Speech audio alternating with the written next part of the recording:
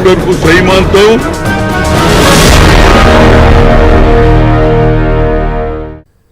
जी हां, न कोर्ट न कचहरी, सीधा फैसला। मैं हूं आपके साथ अबू हुरैरा और आप देख रहे हैं प्राइम डिबेट। एक हफ्ता कबल हैदराबाद की दिशा की इज्तिमाई आबरूरेजी और कत्ल मामले ने मुल्क को हिलाकर रख दिया था। आज एक बार फिर हैदराबाद की ही खबर ने मुल्क को जश्न मनाने का मौका दिया। जी हां, हैदराबाद पुलिस ने उन दरिंदों को सुबह के अव्वलीन सातों में उसी मकाम पर ढेर कर दिया जिन्होंने भारत की बेटी का बहिमाना कत्ल किया था और इज्तिमाई आबरूरेजी की थी। और इस तरह दिशा के घर वालों को राहत मिली है। लेकिन यह इनकाउंटर अपने पीछे कई सवाल भी छोड़ गया है। सवाल यही उठता है कि क्या इस एनकाउंटर से हैदराबाद की दिशा को मुकम्मल इंसाफ मिल पाया है? क्या अब एनकाउंटर के जरिए ही इंसाफ हुआ करेगा? और अहम सवाल यह भी है, क्या यह एनकाउंटर हमारी इंतजामिया और अदलिया के लिए सवाल नहीं है? इसी पर हम प्राइम डिबेट में आज तफसील से बात करेंगे। बहुत खास मेहमान भी मेरे साथ जुड़ रहे हैं, लेकिन सबसे पहले इस एनकाउंटर पर कुछ लोगों के रिएक्शन और उनका रद्द अमल भी आपको सुनवाते हैं। मैं पर्सनली हर एनकाउंटर के खिलाफ। दे रहा है, दुरुस्त है। हैदराबाद में जो पुलिस ने सख्त एक्शन लिया है वो सराहनीय है। जो एनकाउंटर किया वो बहुत सही किया। मैं ये एनकाउंटर को सही मानता हूं। हमारा पुलिस पार्टी आज सुबह यहाँ पे 5:45 को आ गए। सो आने के बाद ये लोग चारों इकट्ठा हुआ। इकट्ठा होने के बाद स्टोन से, लकड़ी से और शार्प ऑब्जेक्ट से हमको अटैक करने स्टार्ट किया और हमारा दो पुलिस ऑफिसर से भी वेपन्स खींच लिया।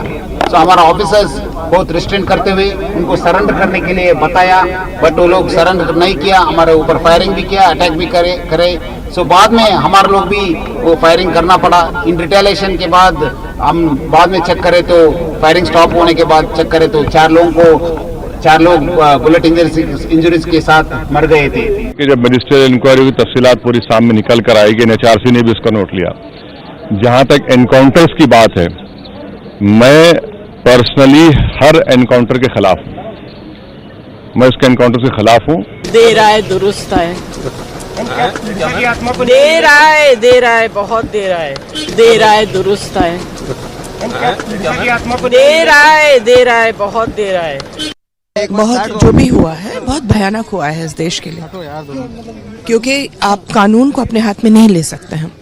कानून में वैसे भी उनको फांसी मिलती। हैदराबाद में जो पुलिस ने सख्त एक्शन लिया है वो सराहनीय है। जो पूछताछ के लिए आरोपियों को वहां लेकर गए थे लेकिन वो भाग रहे थे, उन्होंने एनकाउंटर में उनको मार गिराया। और मैं समझती हूँ कि जो निर्भय कांड है, यदि पुलिस थोड़ी सख्ती बरतती तो बहुत पहले उनके परिवार के लोगों को न्याय मिल सकता था। तो जाहिर सी बात है कि जो इनकाउंटर हुआ इस पर सवाल तो उठ रहे हैं, लेकिन मुल्क में एक खुशी की लहर भी है कि कम से कम कसूरवारों को कैफरे किरदार तक पहुंचाया गया। लेकिन यह इनकाउंटर अपने पीछे कई सवाल भी छोड़ जाता है कि अगर इस तरह के इनकाउंटर इंसाफ के लिए होंगे तो फिर इंतजामिया, पुलिस और अदालतों का होना आखिर क्या माने रखेगा। इसी पर हम बात करेंगे। इस वक्त मेरे साथ बहुत खास मेहमान स्वाति मालीवाल जी, दिल्ली खवातीन कमीशन की चेयरपर्सन है, वो मेरे साथ इस वक्त रास्तौर पर जुड़ी हुई हैं। स्वाति मालीवाल जी, आपका न्यूज़ 18 उर्दू में बहुत इस्तकबाल है और आपके जज्बे को मैं सलाम करता हूं। मुल्क और भारत की बेटियों की हिफाजत और सिक्योरिटी के लिए 4 दिनों से आप धरने पर डटी हुई हैं। यह बहुत बड़ा काम आपका है। मैं एक बार फिर से आपके जज्बे को सलाम करता हूं। सबसे पहले मैं स्वाति मालीवाल जी, मैं आपसे यही समझना चाह रहा हूं कि क्या आपकी नजर में दिशा जो मुल्क की बेटी थी, जो भारत की बेटी थी, क्या आपको लगता है कि हैदराबाद में जो इनकाउंटर हुआ है जिसमें 4 दरिंदों को मार गिराया गया है, क्या दिशा को इंसाफ मिल गया, इंसाफ मुकम्मल हो गया?